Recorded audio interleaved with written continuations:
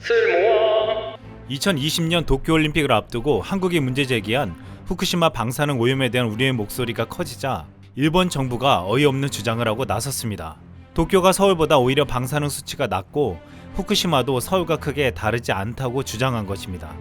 지난 25일 12시 기준으로 주한 일본 대사관 홈페이지에 공개된 측정치는 후쿠시마가 0.133 마이크로시버트, 도쿄가 0.036 마이크로시버트, 서울이 0.119 마이크로시버트였습니다. 일본 내 측정치는 지자체 등이 제공한 것이었고 서울 측정치는 한국원자력안전기술원의 국가환경방사선 자동감시망 자료였습니다. 후쿠시마와 도쿄를 포함한 일본 내 3곳과 서울의 방사선량을 비교하는 데이터로 일본이 예상외로 안전하다는 것이었습니다.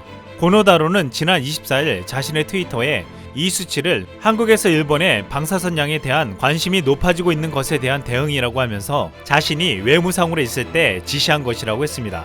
그런데 과연 이런 일본 정부의 주장처럼 도쿄가 아무런 문제가 없는지 지금부터 살펴보겠습니다.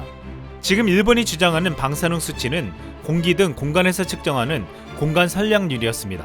한국의 경우 일본에 비해 지형이 오래된 데다 안반등이 많기 때문에 공간 방사선량, 즉 공기 중으로 뿜어져 나오는 방사성의 양이 통상 1.5배에서 2배 정도 높게 측정되는 것으로 알려져 있습니다.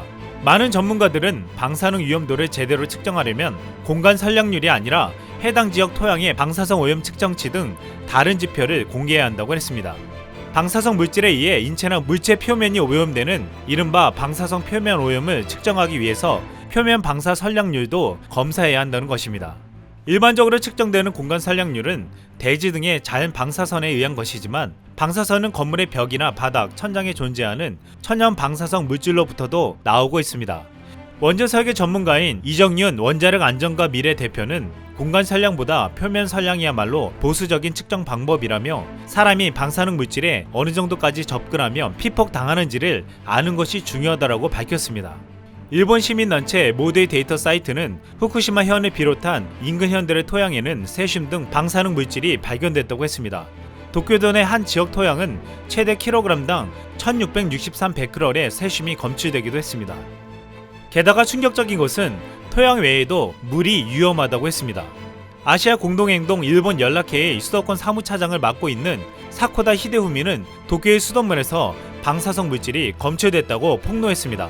지난 2017년 일본 NPO 단체인 원자력 자료 정보실과 신주쿠 요요기 시민측정소는 도쿄의 상수를 조사한 결과 세슘 137이 7.03 베크럴 검출되었습니다.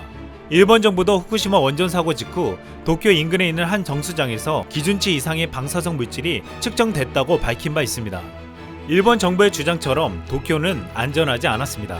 도쿄의 방사능 수치가 낮게 나온 것은 오염토가 없는 지역이거나 비나 바람으로 인해 일부 방사능이 쓸려나간 곳에서 측정된 것일 뿐 실제로는 원전 사고로 유출된 방사능은 도쿄의 산과 들을 오염시켰고 비가 내리면 방사능에 오염된 물이 상수원에 흘러든다는 것이었습니다. 사코다 히데우미는 이 같은 사실을 일본 정부가 은폐하며 방사능에 오염된 수돗물을 도쿄 사람들이 사용하게 했다고 주장했습니다. 그는 수돗물만 문제가 아니라며 방사능 오염수가 누출돼 도쿄 앞바다에서도 세슘 수천 베크럴이 측정됐다고 했습니다. 도쿄 앞바다에서 잡은 생선도 먹으면 안 된다는 것입니다. 지금 현재 일본 도쿄나 후쿠시마의 공기에서 측정되는 방사능 수치는 낮을지 몰라도 토양과 물은 방사능 오염 수치가 높게 나오기 때문에 위험하다는 것이었습니다. 게다가 일본 정부가 공개한 수치까지 믿을 수 없다는 증언들도 나오고 있습니다. 후쿠시마에서 일한 한 원전 근로자는 일본 정부는 방사선량 수치만을 줄이기 위해서 측정기 주변만을 정화하며 수치가 낮은 장소에서 그 기계를 설치하고 높은 곳은 오염토를 걷어내서 덮어둔다고 했습니다.